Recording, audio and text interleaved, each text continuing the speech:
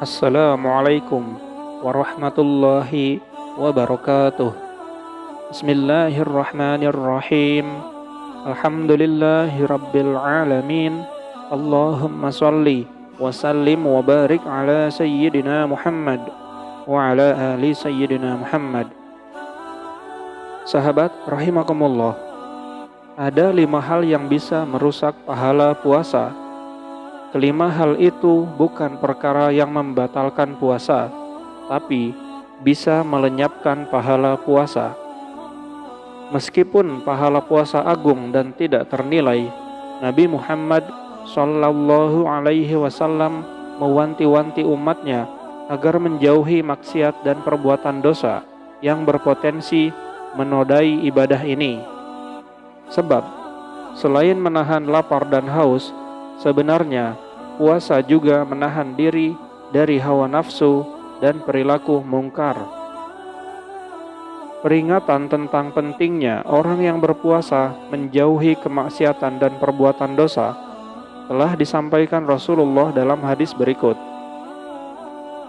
Betapa banyak orang yang berpuasa namun ia tidak mendapatkan dari puasanya tersebut kecuali rasa lapar dan dahaga.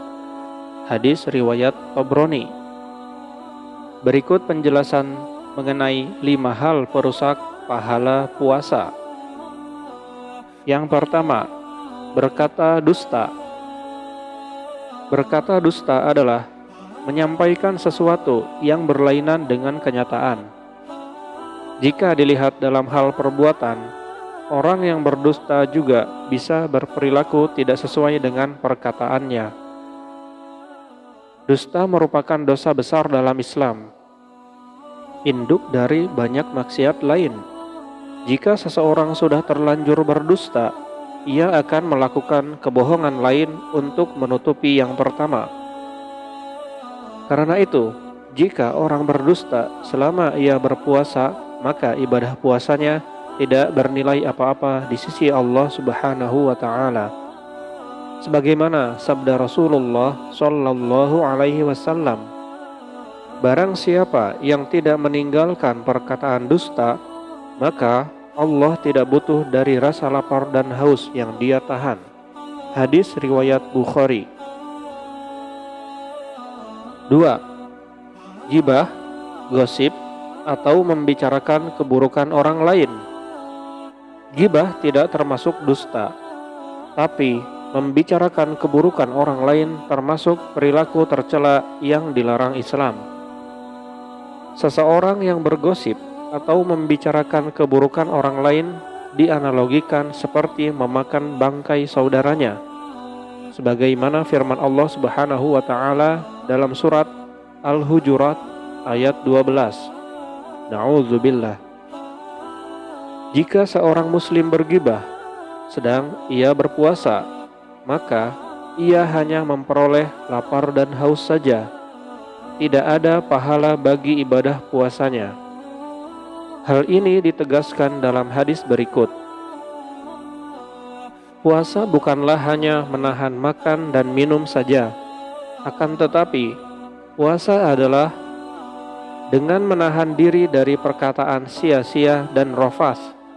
Apabila ada seseorang yang mencelamu atau berbuat usil padamu, katakanlah padanya, "Aku sedang puasa, aku sedang puasa."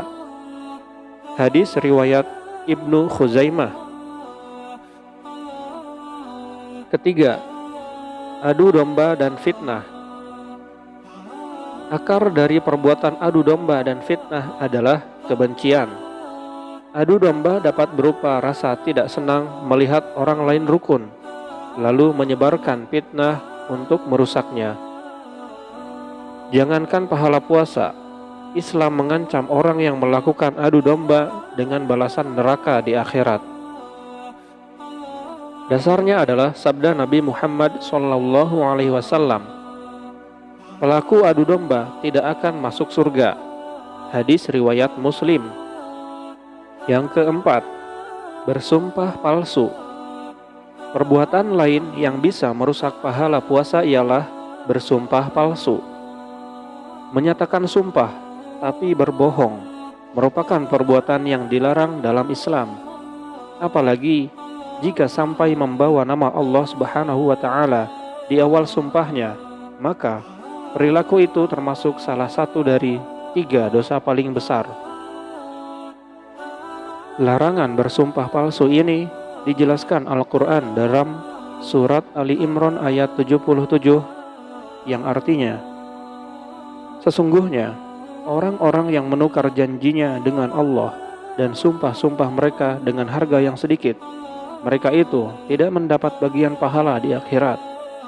Dan Allah tidak akan berkata-kata dengan mereka dan tidak akan melihat kepada mereka pada hari kiamat, dan tidak pula akan mensucikan mereka. Bagi mereka azab yang pedih. Quran Surat Ali Imran ayat ke-77. Yang kelima, tidak menjaga mata dari syahwat. Salah satu tujuan puasa ialah menahan hawa nafsu, tidak hanya lapar dan haus, melainkan juga syahwat.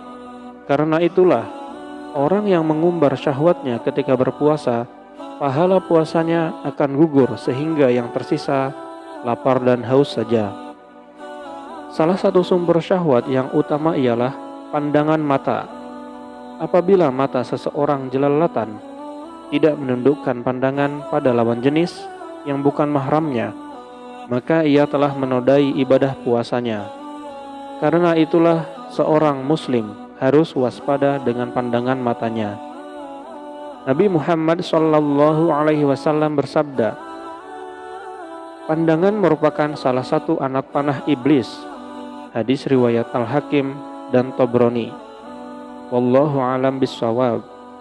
Semoga kita semua selalu diberikan kemudahan untuk melaksanakan semua perintah Allah dengan sempurna. Amin ya Allah ya Rabbal Alamin. Jika video ini bermanfaat, silahkan like dan subscribe channel ini. Sampai jumpa di video-video selanjutnya. Wassalamualaikum warahmatullahi wabarakatuh.